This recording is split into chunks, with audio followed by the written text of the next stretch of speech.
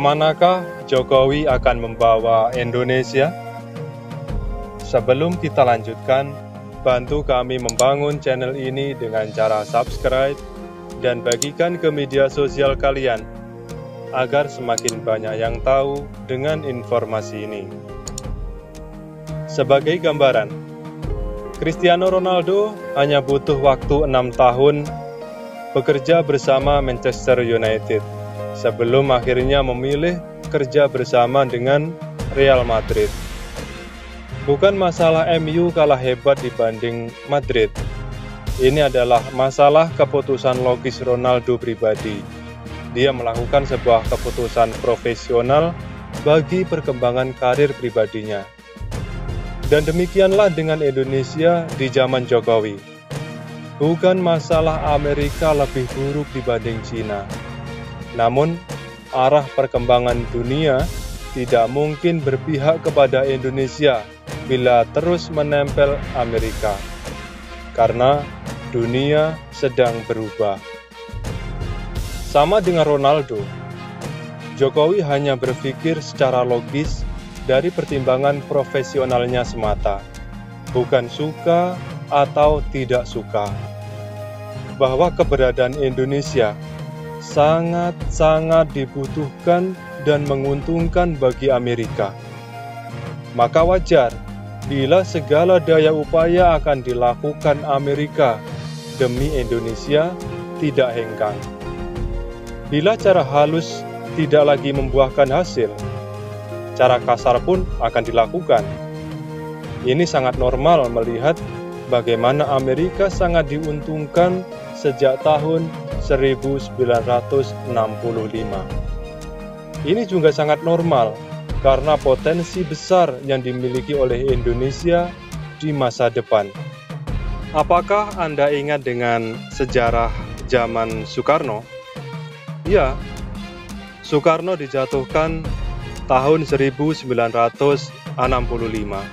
karena tidak mau didikte.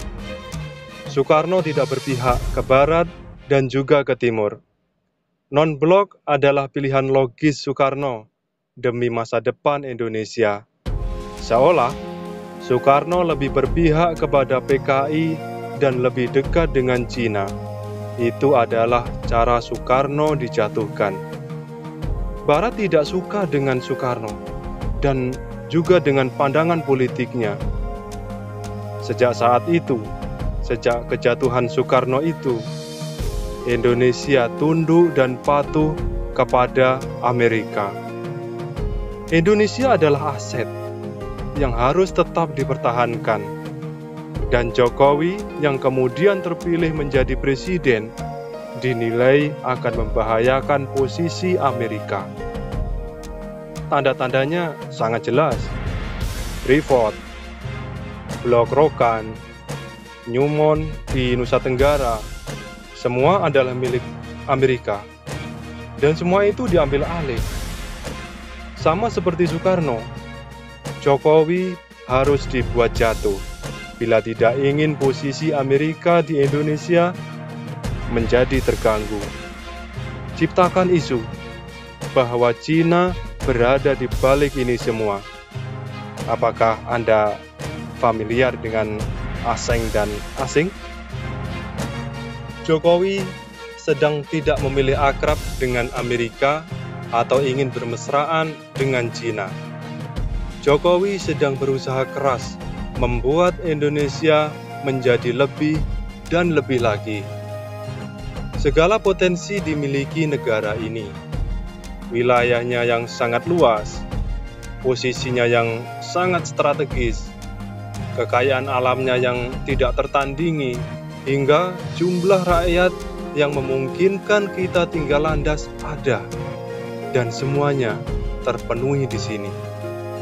Hanya pemimpin bodoh dan mau santainya saja tidak mampu melihat seluruh potensi ini. Jokowi datang sebagai presiden yang ingin merubah paradigma santai itu. Kerja, kerja, dan kerja. Jelas adalah sentilan keras bagi bangsa dan rakyat yang lama telah terlena dengan segala kelebihan alam yang diberikan Tuhan ini.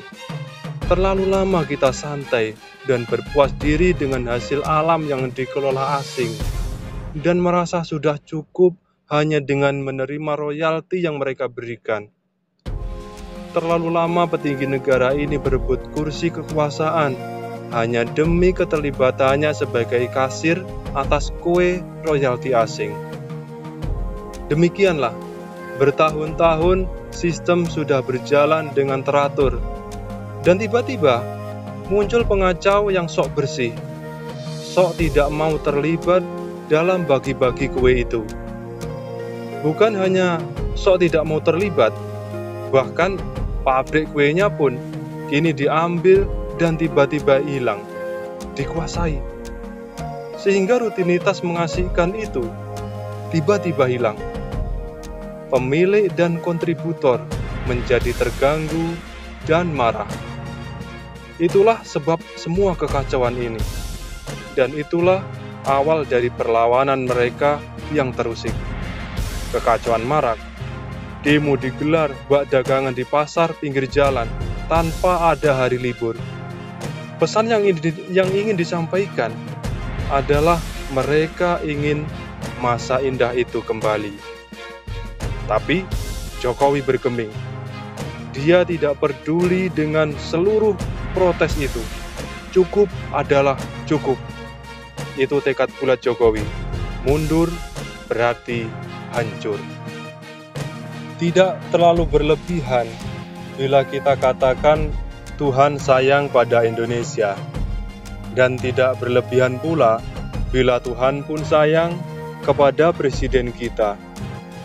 Melalui sebuah bencana global, yakni COVID-19, alam menata ulang dunia.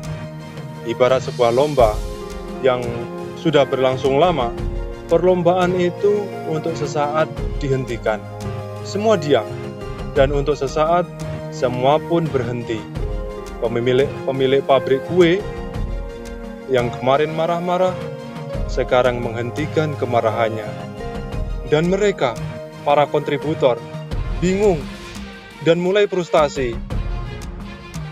Ada berita, BEM teriak ingin demo dalam situasi kondisi negara dalam keadaan darurat. Demikian pula dengan KSPI, dan usaha kampungan 3 orang profesor tua yang kasak kusuk berbau busuk mendekati meja MK adalah sebagian dari bentuk rasa frustasi itu. Sebentar lagi, peluit tanda setat akan dibunyikan. Siapa yang paling siap, merekalah yang akan memimpin. Dan di manakah posisi Indonesia? Bukti bahwa benar Tuhan sayang pada Indonesia adalah bukan basa-basi. 5 tahun sebelum alam mengambil alih dunia dengan COVID-19 ini, Jokowi sebagai presiden terpilih sudah bekerja benar-benar seperti kesetanan. Seolah telah mendapat bisikan, presiden tahu hal utama apa yang harus dikerjakan demi masa sulit nanti. Infrastruktur. Dan benar, itu menjadi andalan bagi start sempurna saat peluit nanti dibunyikan. Ibarat mobil, Indonesia adalah Maserati, bahwa Cina dan India adalah Ferrari. Itu tidak akan mengurangi rasa percaya pasar terhadap kita. Kita memiliki mesin yang sama. Itu bukan kita yang GR atau halusinasi. Itu adalah penilaian para pelaku pasar. Itu juga apa kata para ekonom dunia yang terang-terangan menyebut Indonesia, Cina, dan India adalah 3 negara yang bertahan di antara seluruh negara-negara yang tergabung dalam G20. Bukti lain bahwa Indonesia dianggap lebih siap dibanding banyak negara lain adalah tanggapan positif pasar. Ini tercermin dari menguatnya nilai rupiah beberapa waktu ini. Ini parameter. Seluruh dunia sedang menunggu peluit itu ditiup. Sama seperti Cristiano Ronaldo yang memilih Madrid dan meninggalkan Manchester United.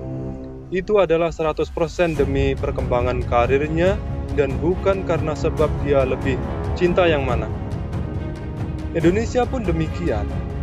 Dunia akan dan sedang berubah. Tidak ada yang abadi selain perubahan itu sendiri.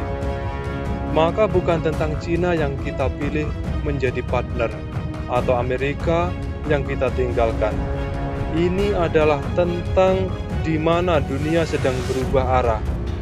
Dan Cina adalah siapa yang diprediksi akan menjadi juara di kemudian hari. Indonesia di bawah kepemimpinan Jokowi sedang membuat arah ekonomi Indonesia baru. Arah yang juga dipilih oleh banyak negara lain di dunia. Di jalur itu, ada termasuk Cina dan India. Dan benar, kita sudah mendapat keuntungan start yang tepat. Namun tanpa dukungan semua pihak, tentu semua itu akan sia-sia belaka. Dan kita akan membutuhkan 55 tahun lagi untuk mencari dan menemukan arah itu lagi. Kini arah sudah semakin jelas. Kekuatan sudah kita miliki. Tidak ada alasan kita untuk gagal. Dan presiden baik telah memimpin negara ini. Semoga bermanfaat. Salam dari rakyat jelata.